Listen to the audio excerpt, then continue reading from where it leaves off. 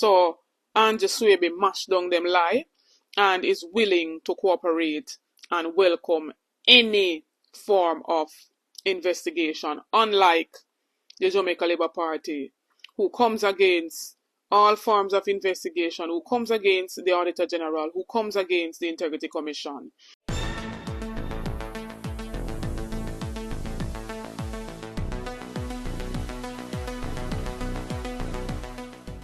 Bless up, ABR family and viewers. Welcome back to the channel. It's your girl, Isabel Rose. And in this one, Mayor Swaby and Wayne Lonesome silence nationwide. Mayor Swaby welcomes investigation, as well as experts are not convinced that climate change is to be blamed for Jamaica's poor road conditions. Stay tuned for the details at hand. Don't forget to like, share, and subscribe to the channel. Notification shout out goes to Ursel Bundy. Big up yourself, Ursel. Thanks for the continued support from each and every one. And so in this first segment here, today was the sitting of the House of the Senate, and we're seeing the government Senator Abka Fitzhenley enter the chat in the Parliament about the whole happenings via nationwide news and Dayton camp. But he's not really calling any name, and he began to speak even about corruption. And I was saying to myself, can this government even touch the topic of corruption to begin with? When a poll was done and 66% of the people stated that this government is the most corrupt, right? And I'm not going to hear what him say. But today, after breaking such news yesterday, nationwide news, silent. And we're seeing Wayne Lonesome calling them out, dropping some more information on taxes owed via nationwide news. And it is shown that the NHT payroll has gone up 7 million more than the 65 million that it was at. So it's at 72 million now. And we are waiting on Cliff Hughes and them at Nationwide News to come and let the Jamaican people know if and when they will clear up all of this owed tax. All of this tax dodging that they've been doing since 2005 up until 2025. And the more them run out and spew the lies, Wayne Lonesome plans to drop more bombshell on them. So I'm going to hear what Abka Ima say, and then read out what the mayor of Kingston, Andrew Swaby, responded to them whole heap of allegations where they can't prove. And on the matter of corruption, sir, I take note of a publication in the media where the General Secretary of the opposition party, the de facto CEO of the opposition party, was asked by a caretaker about why some PNP leaders appeared to other PNP constituencies. And this is what the de facto CEO of the PNP said in response to questions about the use of KCC resources. The question was direct. I can tell you why that happened. That's because they, in a clear reference to the KCMC, put more money in the two divisions where we are going to have by-elections. So you're going to have a by-election in Chancery Hall and Denham Town. So they put more money in the divisions that we're going to have the by-elections. Can you imagine that, sir? The General Secretary of the opposition party was asked about why the KCMC allocated more resources in cash to some caretakers and MPs as opposed to other caretakers and MPs from the opposition party. And as opposed to saying, no, the KCMC is not in that business of giving monies or cash to caretakers, the CEO of the opposition party, which aspires to lead Jamaica, said, I can tell you why that happened. That's because they put more money in divisions where we are going to have by-elections. Can you imagine that, sir? And we're told as well in the media of conversations between a former councillor who now serves as an administrative staffer to Kingston's mayor, where the admin staffer told the caretaker, come collect cash, and commented, note well, the public should not know about this. Wow. Why? Why?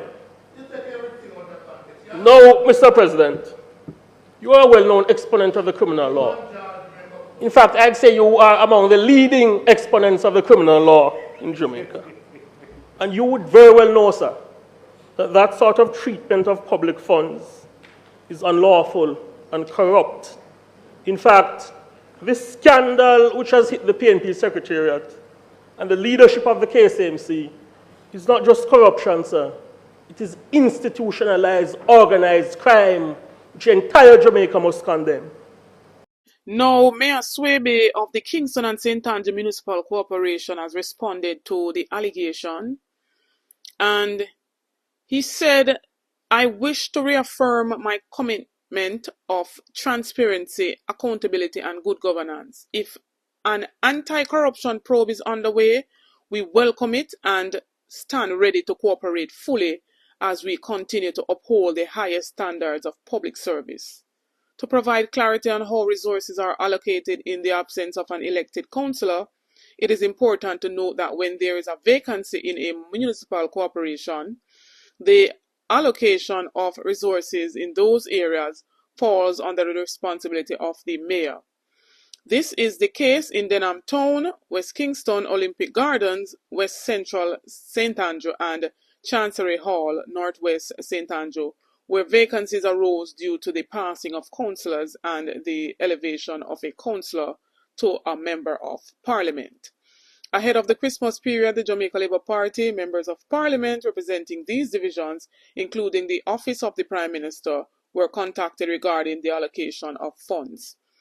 The Office of the Prime Minister was included because the Prime Minister is the MP for the constituency where one of the vacant divisions is located.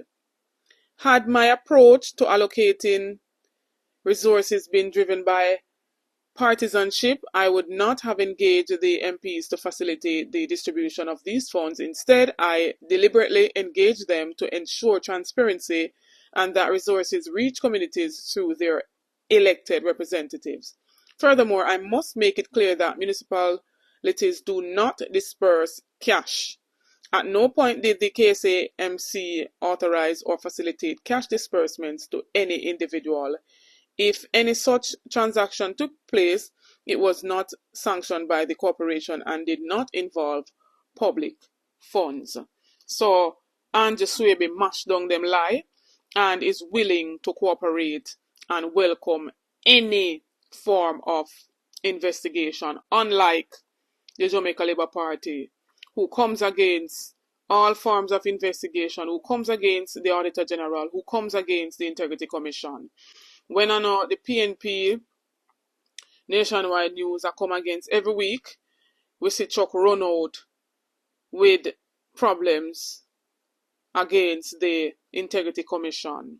So ABR viewers and family, uno be the judge of this. Now I received these pictures and a video from a subscriber, and they're calling out their MP Norman Dunn down there in the Anatomy area for him to sort out the roads. They said even the roads in front of the hospital is in a deplorable condition.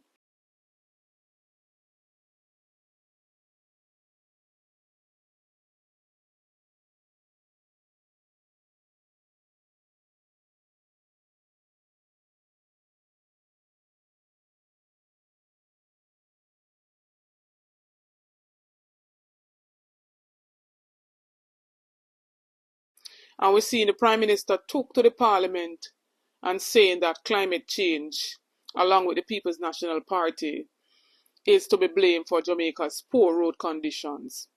And Mark Golin had to mash down his lies in Parliament. And you can check out that video there on the channel. I'm going to clip the link in the comment section. So now experts says that they're not convinced that climate change is mostly to be blamed for Jamaica's poor road condition. And Experts such as Christopher Burgess and Carol Archer weighed in and basically letting us know that climate change only has a 1 to 2%, cause of the roads. And that this government is in for 9 years and coming out now to blame our poor road conditions on climate change, when they have neglected our roads for 9 years. It definitely can take 9 years for our roads to be in the condition that they are. But listen to these two experts. Increased rainfall, increased temperatures do affect the conditions of the roads, but certainly in the last 9 years since the Prime Minister has been in power, the increase in temperatures of only 0.15 Celsius can only attribute maybe 1% decline in the quality of the road. And then in the context of last year with Hurricane Beryl and even just the rainfall, it was a pretty ordinary year. Even Beryl was less than a 2% to 5% return period event. Nothing spectacular to damage our roads per se. So in terms of attribution, I'm going to give climate change in the context of the current road conditions somewhere between 1 and 2%. We might have maintenance every, let's say, 5 years, but with the intensity as a result of climate change impact, we might have to move now and ensure that we have maintenance much regular, maybe 2 years as opposed to 5. I've not seen that being put out there for us, the average citizens, to be knowledgeable of how the government is treating with the impact of climate change, as opposed to saying, oh, it cannot happen, or it has been because of climate change. That information has been known to us for quite some time now.